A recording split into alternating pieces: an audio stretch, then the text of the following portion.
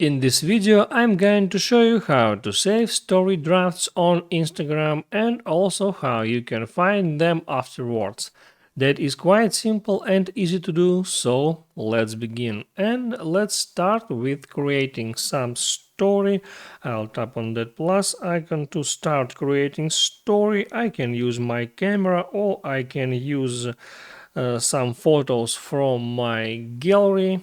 And now I can add there some text, for example, or some stickers, and I can customize that story as I want. And if I don't want to save that story yet, I can save it as draft. In order to do that, I need to tap there on three dots and hit save.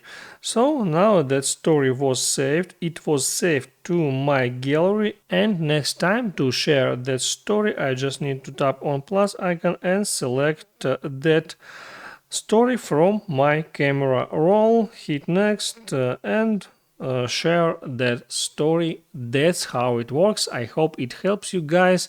Hit the like button and don't forget to subscribe.